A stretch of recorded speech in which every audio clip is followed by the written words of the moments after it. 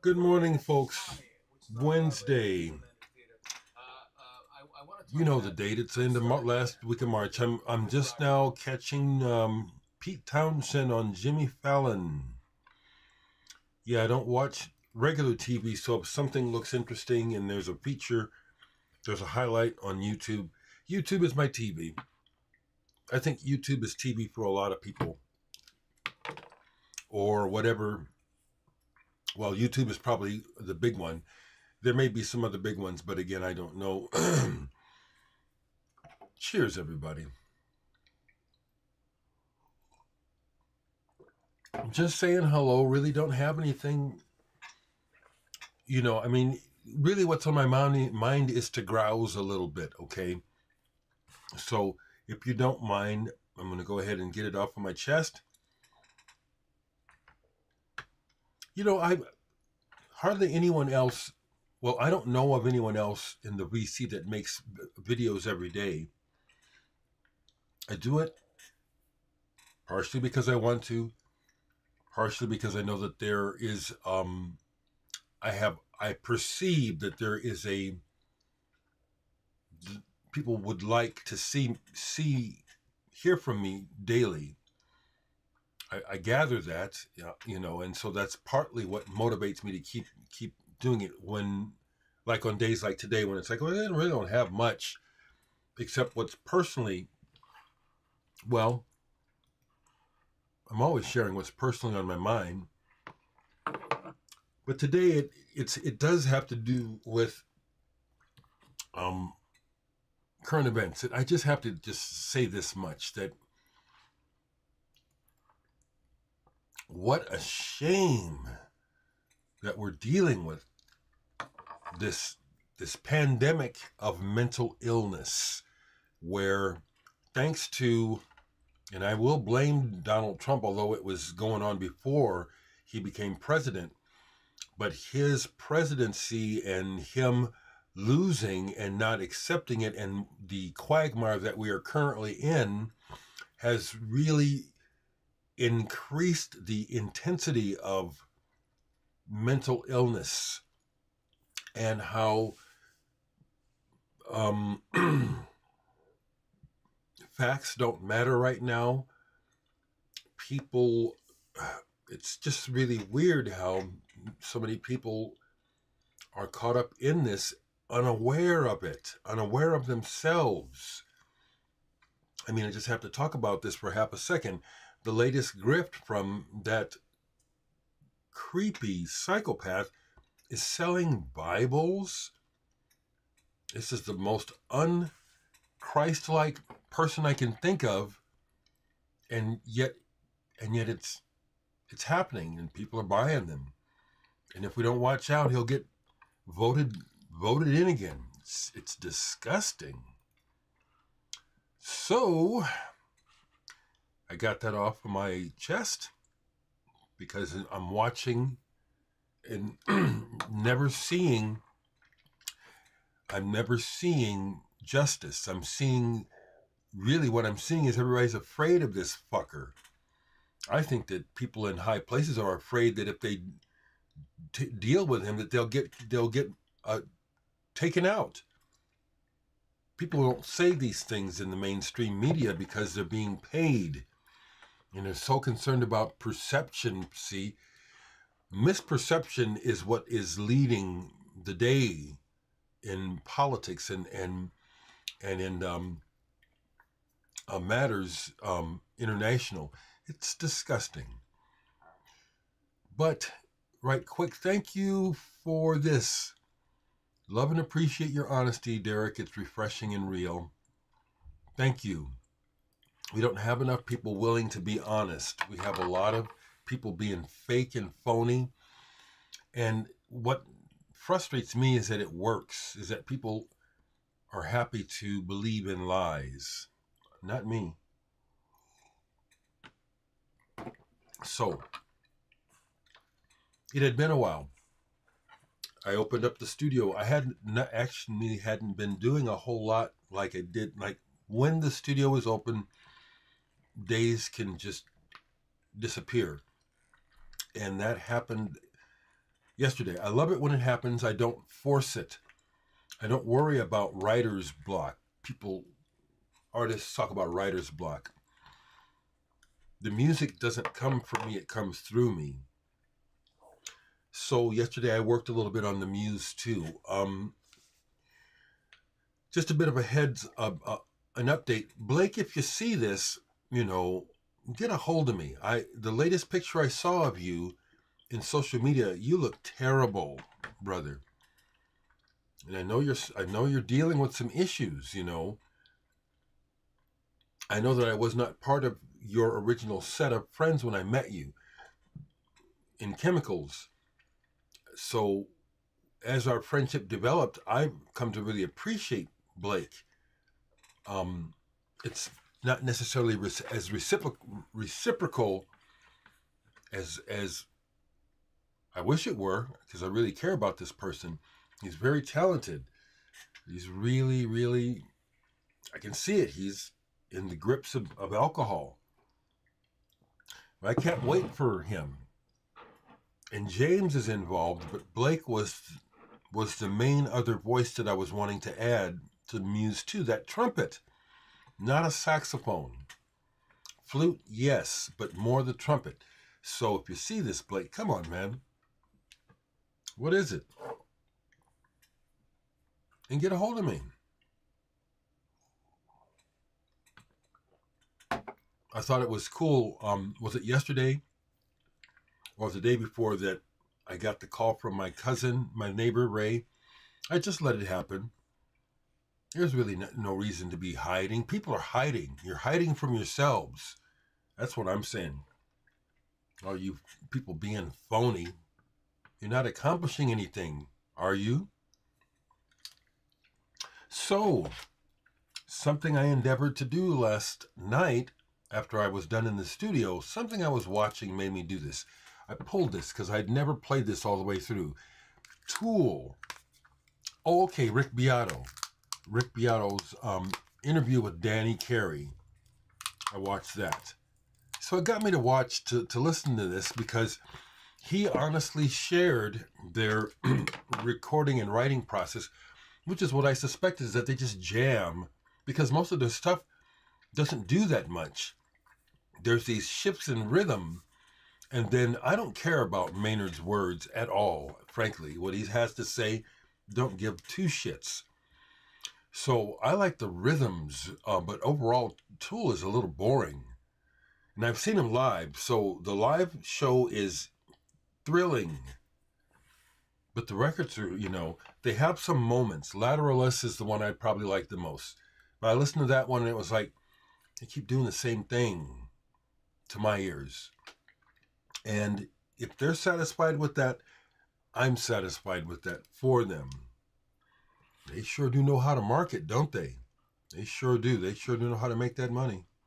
I'm not dissing them. I'm just observing. Two other things that got played a little bit yesterday because I ended up, well, actually, no, let's go. More got played than I realized. Okay, so I'll show. Seefeel, Starethrough EP, started to listen to this. It's all dubby and stuff. This is what made me want to go into the studio. It was like, okay, that's cool. It made me want to work on my stuff.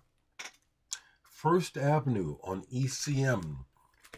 This is cool. This does not sound like an ECM album. And that's a compliment. This is all improvised. There are no drums. But it doesn't wander. These people play well together. Sax, flute, bass, clarinet, cello, trumpet, flugelhorn, waterphone. No titles. This was captivating. I listened to a whole side. It didn't wander. The interplay was beautiful. First Avenue, kind of an unusual ECM album. I pulled this, but I haven't played it because we were talking. We were talking about Serge Gainsbourg, and this is a. Excuse me with all this morning. Excuse me. I think this is a Jean-Claude Yep, Jean-Claude Vannier album, Insolitudes. This is pulled to be played. I remember getting this not too long ago as a reissue. Um, his arrangements on the Gainsbourg are fantastic. That's probably what I like about the record the most. Not Serge Gainsbourg's voice, but the settings for his whatever he's talking about. So this is out to be played. I went ahead and played this. I was thinking I was going to put it away, but I said, well, let me go ahead and get all the way through Hamburger Lady again and side 2. So I listened to almost all of side 2. This isn't as unpleasant as I thought it was, but in context, back when it came out, it was extremely uncomfortable. And that sound that they have going, that it's probably a guitar. It sounds electronic, but it sounds like it's almost like a needle sticking you. It was quite a trip, to experience it again. I had been thinking about this record I'd bought not too long ago at a record show. One of those old records from the 60s and 70s, Fire. And I went ahead and bought this one because it wasn't too expensive. It was not expensive. And I like the fact that it's like a matchbook cover. Okay. But this is, for the most part, this album is crap. I'm going to keep it, for the collection. Like I said, it's like when I was a kid, I wanted all these records. So that's part of what it is. It's like now I can, when I get a chance to, I go back and I want to listen to those records and buy them if I can. It's fun. Even though as I was listening to it, I was listening to some of the dreadful lyrics, just dreadful. The things that people say over the years about supposedly being in love when it's really mostly about just lust and desire. A lot of lyrics they're shit to me. So that's a keeper, but it was like, yes, the music, the arrangements they can play, but they're not good songs. And then I played some more of this. Nirvana, the one I found at the recent record show. And I pulled this because I have the first album, Simon Simopath. Yeah, so the main guy, Patrick Campbell Lyons, he's from Greece. Cool. He has a good voice. And these records are really good. A lot of what I like about pop is involved in these. Good arrangements, good playing. The songs all don't sound the same. Not at all. So the last thing I'll do is, I was showing you that row of CDs, but I didn't get all the way through the row. And where did I leave off at?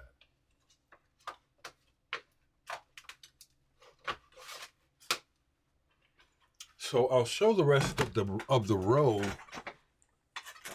and then maybe I'll go on from there, because the row continues with King Crimson. I love King Crimson. Seen them twice.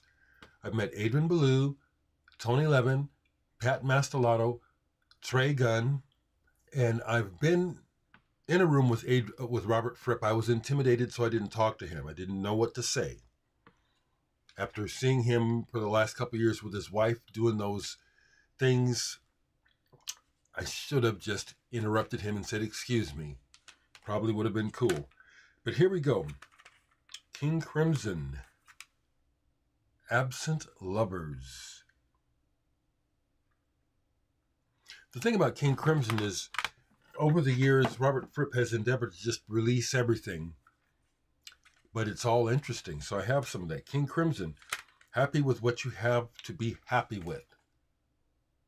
This is good. This is an Adrian Belew King Crimson record. A good one. Here we go. King Crimson Level 5. Limited edition. Tour CD. Signed. Who's that on the back there? Pat Mastelotto and Adrian Belew.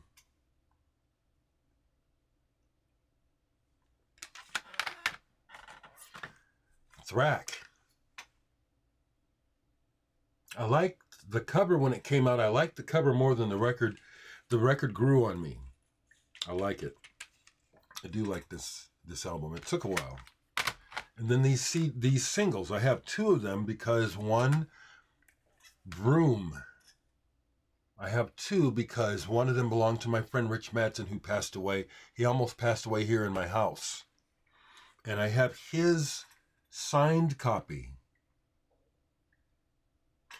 He had Jerry Murata is not on here, but he had this on him when we saw the Tony Levin band. And so Jerry signed it for Rich. And then I inherited it. And then here's my copy, which is not signed, but it's the copy I bought. Dinosaur CD single. The live version of Red on here is real good, real strong. Excuse me. Project 3. I keep these in the King Crimson section because it's basically King Crimson. Live in Austin, Texas. Project 1. Jazz Cafe Suite. I've never tried to play the guitar like Robert Fripp, but he is definitely a guitarist who I love what he does. Live in Chicago. 1995. Here it is, Earthbound. Here's the one that's, for me, it's no fun to listen to. The band obviously were not with Robert Fripp at the time. They weren't on the same page. King Crimson, June 28th. Back in Chicago. Good stuff. An abbreviated King Crimson. Remember the box set that came out? Well, they put out two. I have this one, and the other one that came out after it. I don't have that. Another CD single, Sex, Sleep, Eat, Dream. Good graphics. Again, I like good graphics.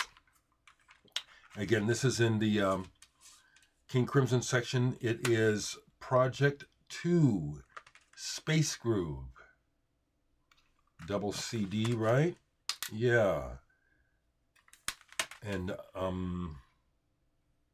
haven't listened to this in a while. And then the last thing is a bootleg. The Return of King Crimson. I don't have a lot of bootlegs. I have some. This is a band that obviously I have a lot of respect for. Okay, that's what I have for you today, folks.